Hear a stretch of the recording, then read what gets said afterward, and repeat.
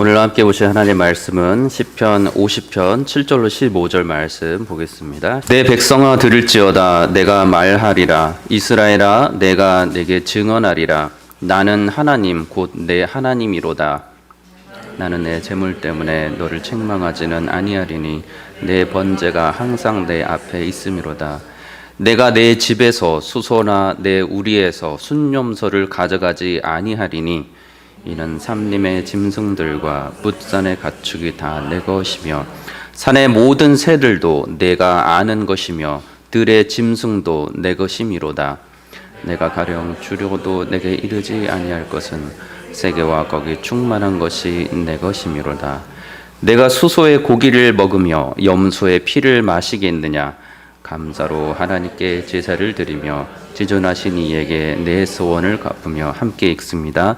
환난 날에 나를 부르라. 내가 너를 건지리니 내가 나를 영화롭게 하리로다. 아멘. 네, 지난번에 이어서 오늘은 시편 50편의 7절과 15절까지 말씀을 한번 보고자 합니다. 시편 50편 지난번에 1절에서 6절까지 그 말씀을 잠깐 살펴보면 우선 시편 50편은 아삽의 시라고 말씀을 드렸습니다.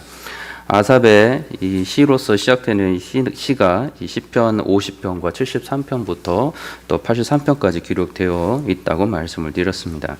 이 아삽이라는 분은 이 다윗 왕 때 다윗이 찬양을 인도하도록 임명했던 레위 지파 사람들이 임명했던 세 사람이었던 헤만과 아삽과 에단 중에 한 사람이었습니다. 그러니 이 사람은 찬양대를 이끄는 요즘의 찬양대를 이끄는 어떤 지휘자와 또 단장과 같은 존재였고 이스라엘 백성들 앞에서 공적으로 하나님께 제사를 드릴 때 찬양을 만들기도 하고 그가 만든 찬양을 또 함께 부르기도 하였던 찬양과 관련된 일들을 하였던 사람이었습니다.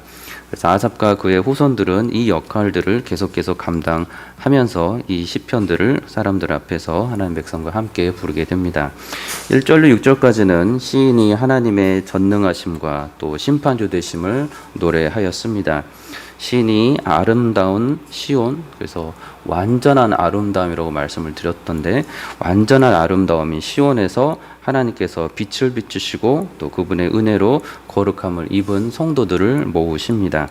하나님께서는 이제는 존엄하신 심판장이 되셔서 성도들의 또 생애를 따라서 심판하시는 공의로우신 하나님이시라고 노래를 합니다. 7절로 15절까지는 그 심판주이신 하나님께서 친히 말씀하시는 부분을 또한 노래합니다. 하나님께서 온 세상의 주인이시고 또 우주 만물이 다 하나님의 것이다 라고 말씀을 합니다.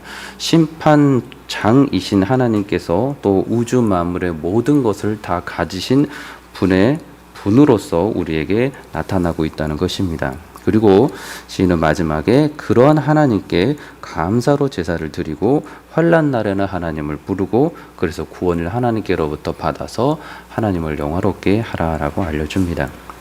7절에서 하나님께서는 이렇게 말씀합니다. 내 백성아 들을지어다 내가 말하리라. 이스라엘아 내가 내게 증언하리라. 나는 하나님 곧 내 하나님이로다. 하나님께서는 이스라엘 백성들에게 지금 매우 엄중한 모습으로 직접 하나님의 말씀을 전하고 또 명령하시는 것을 보게 됩니다.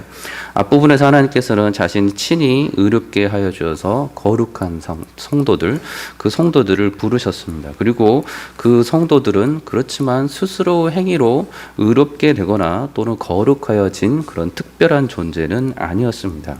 그들이 하나님께서 친히 부르실 때 성도라고 불리어지는 그 근거는 자신에게 있는 것이 아니었고 그들을 죄에서 건져주시고 용서해주시고 또 구원함을 주신 하나님의 전적인 은혜로 인한 것이었습니다. 이 땅에 오셔서 십자가에 못 박혀 피 흘려 돌아가신 예수 그리스도의 공로로 인한 것이었다는 것입니다.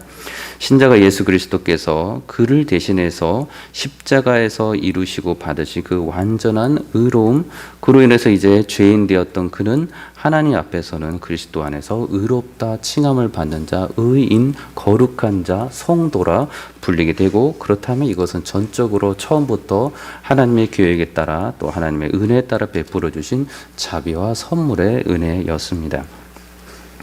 자, 이러한 하나님의 죄사함과 구원하심의 은혜를 알고 그 입게 된 하나님의 거룩한 백성들, 성도들은 새로운 모습들이 발견되는 것은 더 이상 사탄 마귀의 뜻을 따르지 않고 그를 불러주신, 그를 용서해 주시고 성도라고 불러주신 그러한 은혜를 입게 해주신, 그래서 그들에게 새로운 주인이 되어주신 하나님과 예수 그리스도를 성령 안에서 알고서 하나님의 말씀과 하나님의 부르심에 곧바로 응답하는 모습이 나타납니다. 다시 말해서 하나님의 말씀을 경청하고 청종하게 된다는 것입니다. 하나님의 말씀하시는 대로, 듣는 대로 곧바로 잘 쫓아가는 모습이 생겨나기 시작했다는 것입니다. 그래서 성경은 이러한 모습들, 하나님의 말씀을 청종해서 그에 따라서 순종했던 부분들 성경에서는 여러 가지로 공통적으로 알려줍니다.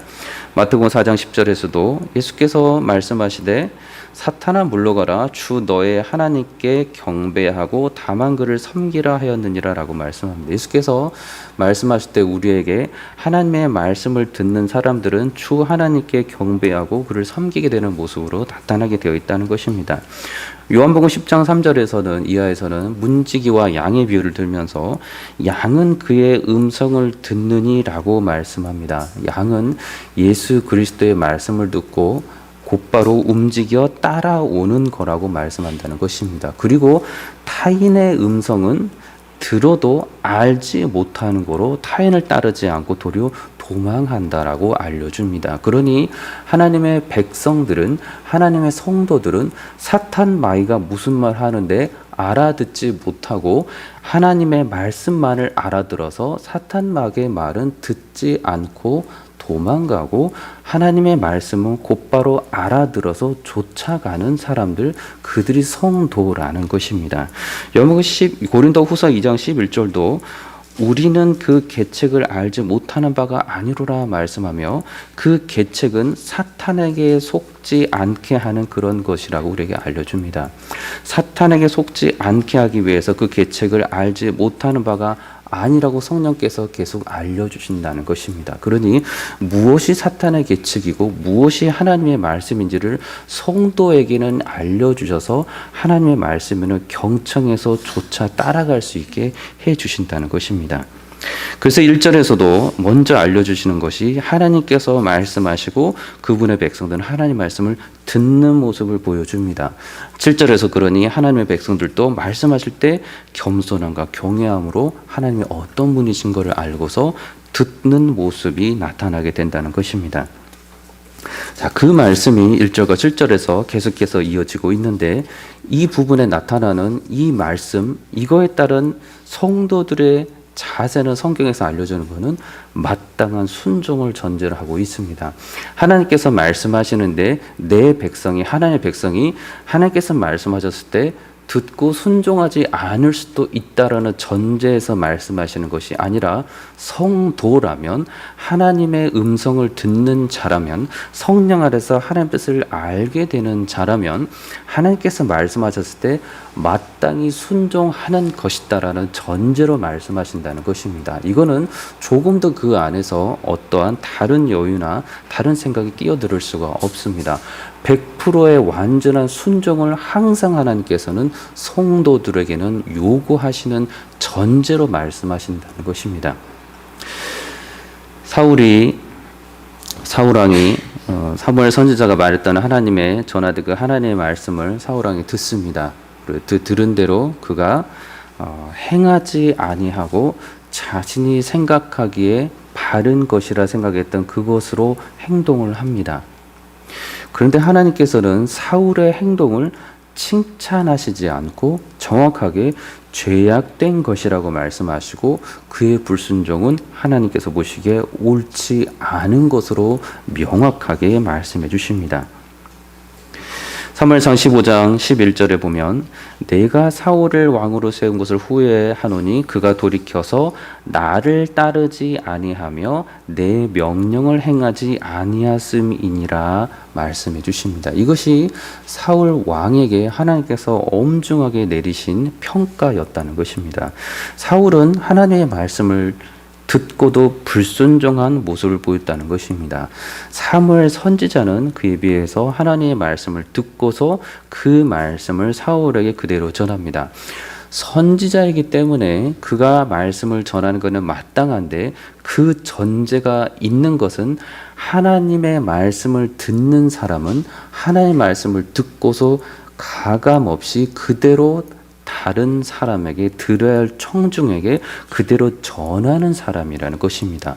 선지자는 선지자니까 그러하지가 아니라 하나님의 사람이라면 당연히 하나님의 말씀을 듣고서 곧바로 다른 사람에게 그대로 전하고 듣는 사람이 성도라면 곧바로 들은 말씀을 그대로 100% 온전히 행한다는 것입니다.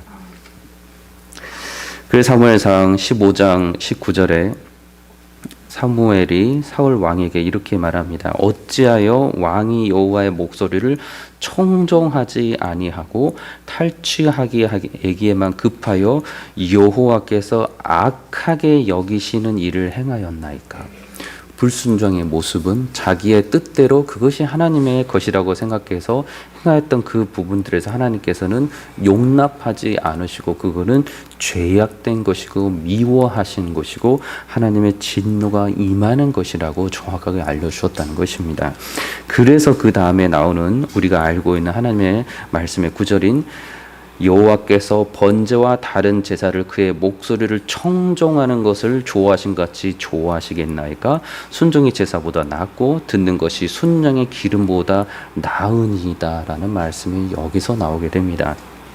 그래서 그 다음에 사울이 하나님의 말씀을 듣고서 사무엘이 하나님의 말씀을 듣고서 사울에게 알려주는 그 책망의 말씀이 이러합니다.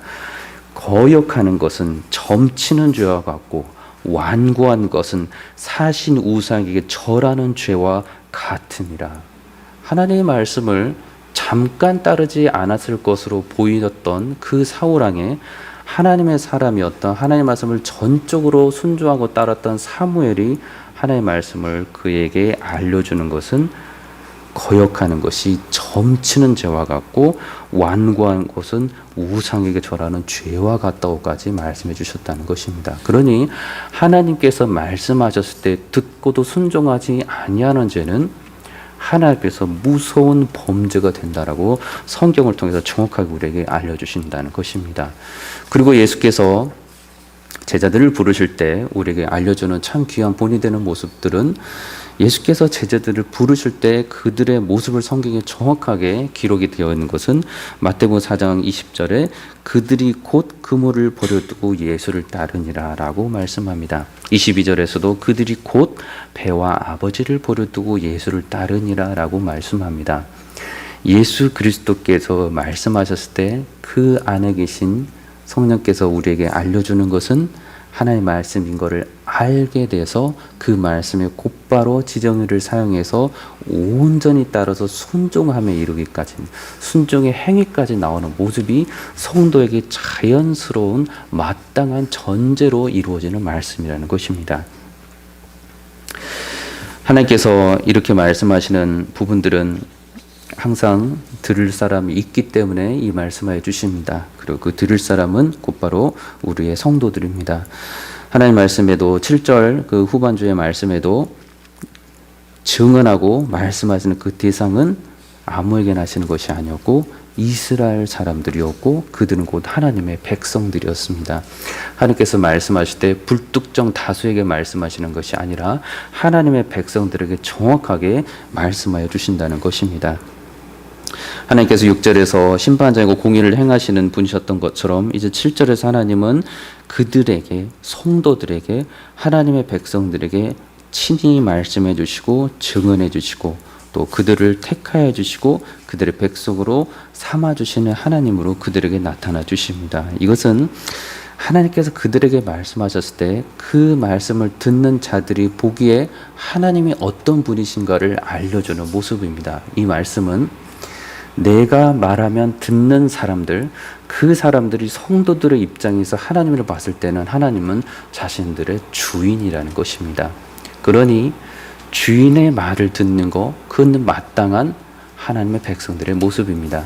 하나님께서는 하나님의 백성들을 보실 때 성도들, 내가 거룩하게 하여준 그 백성들에게라고 보시면서 그 은혜를 입은 성도들은 하나님을 바라볼 때 나의 주인님이라고 고백한다는 것입니다. 나의 구원자, 나의 주인님, 나의 창조주님, 나의 통치자님이라고 고백하는 그 자세가 하나님께서 말씀하시는 그 대상, 청정함이 마땅한 그 대상들이 바라보는 하나님에 대한 태도라는 것입니다.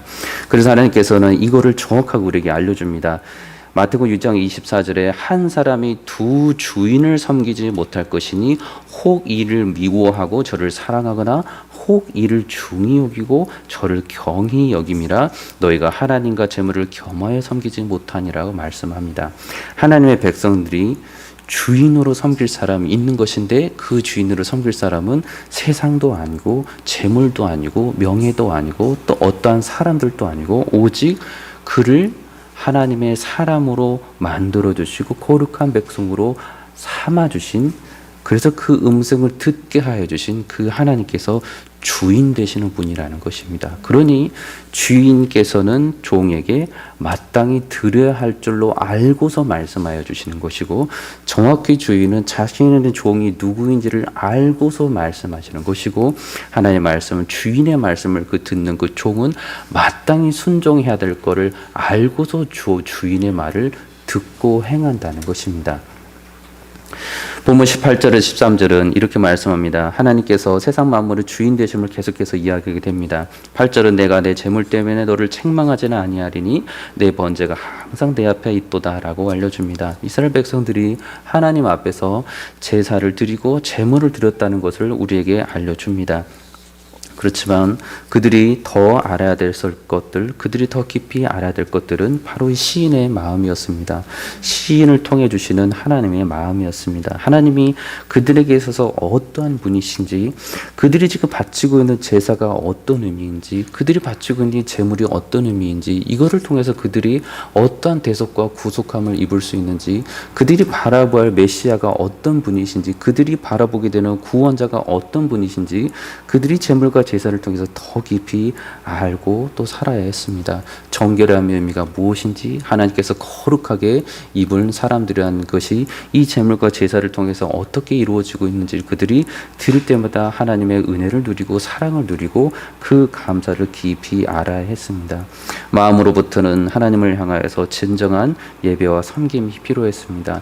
예배 형식에 따라 드리는 그 모든 절차에 따른 예배가 아니고 그 절차로부터 보여주시는 그 깊은 처음의 마음, 의도해서 하나님을 섬겨야만 한다는 그 마음을 그들이 알고서 드려야만 했습니다. 그런 드림이 있을 때 그들이 드리는 제사가 100가지가 됐든, 그들이 드리는 재물이 수천 가지가 됐든, 그들이 드리는 것으로 인해서 자신의 의로운 행위로 하나님께 자랑할 수가 없고, 그 의도 자체가 하나님의 은혜에 감사하는 마음에서 드리는 것이었기 때문에 제사를 드릴 때마다, 재물을 드릴 때마다 하나님의 은혜를 알고서 구속주이신 예수 그리스도를 바라보며 감사함으로 드릴 수가 있었을 것입니다.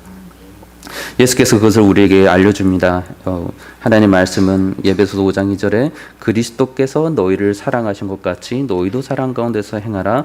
그는 우리를 위하여 자신을 버리사 향기로운 제물과 희생 제물로 하나님께 드리셨느니라 라고 알려줍니다. 예수 그리스도께서 우리를 위해서 이러한 제물과 희생 제물로 하나님께 드려진 바 되었으니 그 은혜를 알았을 때에는 저희가 드리는 모든 예배와 저희들이 묵상하는 모든 말씀의 묵상과 저희들이 하나님께 올려드릴 모든 기도와 간구는 우리의 처음의 마음부터 그저 감사와 은혜일 수밖에 없다는 고백을 드리면서 시작한다는 것입니다.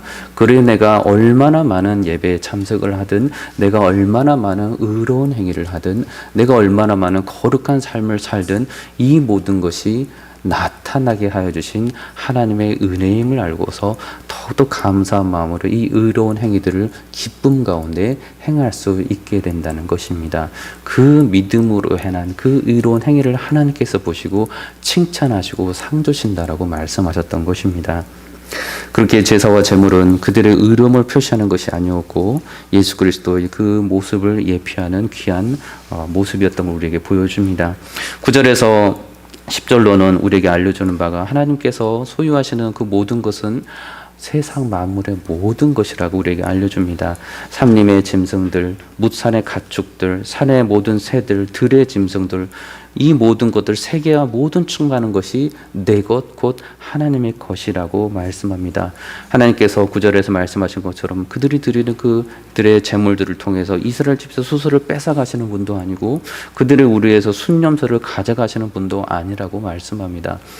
하나님께 드렸을 때 그들이 드리는 제사와 그들이 드리는 제물이 처음부터 그들의 것으로 알고서 드렸을 때는 하나님께서 자신의 것을 빼앗아 가시는 분으로 느낄 수밖에 없지만 처음부터 이 모든 것을 주신 분도 하나님이시고 이 제물도 처음부터 하나님의 것이고 더 나아가 제물을 드리고 있는 그들 자신, 그들 이스라엘 백성들을 거룩하게 삶아 주신 그들조차도 하나님의 것임을 알았을 때는 그저 모든 것을 감사함으로 하나님께 더 바쳐 드릴 수밖에 없었다는 것입니다. 하나님께서는 성경을 통해서 모든 만물의 소유주가 하나님이심을 사실 정확하게 알려줍니다. 고린도서 1장 16절도 만물이 그에게 창조되되 하늘과 땅에서 보이는 것들과 보이지 않는 것들과 왕권들과 주권들이나 통치자들이나 권세들이나 만물이 다 그로 말미암고 그를 위하여 창조되었다라고 알려줍니다. 우리 주 예수 그리스도께서 우리에게 모든 것을 알려주시고 그분으로 인해서 모든 권세와 만물을 가지신 그분으로 해서 우리가 나아갈 때마다 주님의 그 은혜를 알고서 살아가게 됩니다. 저희들이 14절 15절에 있는 것처럼 이 바른 예배자의 모습으로 하나님이 어떤 분이신가를 알고서 그 하나님이 사람의 몸을 입고 오신 예수 그리스도가 어떤 분이신가를 알고서 저희들이 예배를 드리길 원합니다. 하나만 말씀드리겠습니다. 14절에 이 부분 우리가 항상 마음에 간직하며 예배를 드리길 원합니다. 감사로 하나님께 제사를 드리며, 이 부분은 항상 우리가 예배 드릴 때, 우리가 헌물을 할 때, 선한 일을 할 때 항상 이거를 생각하며 살기를 원합니다. 그 마지막의 구절은 하나님께서 우리로 하여금 하나님을 영화롭게 하는 놀라운 행위라는 축복의 말씀을 해주십니다. 이 은혜가 오늘 또 앞으로 살아가는 저희들과 저와 여러분들에게 늘 충만하기를 예수 그리스도 이름으로 충만히 기도합니다. 기도하겠습니다. 참 좋으신 아버지 하나님, 저희들이 많이 부족하지만 예수 그리스도 안에서 모든 예배와 모든 행위들을 그저 감사함으로 주님 앞에 올려드리고 그것으로 해서 주께 계속 칭찬받는 복된 영혼을 될 수 있도록, 복된 삶 될 수 있도록 주님 축복하여 주옵소서. 예수 그리스도 이름으로 기도하옵나이다. 아멘.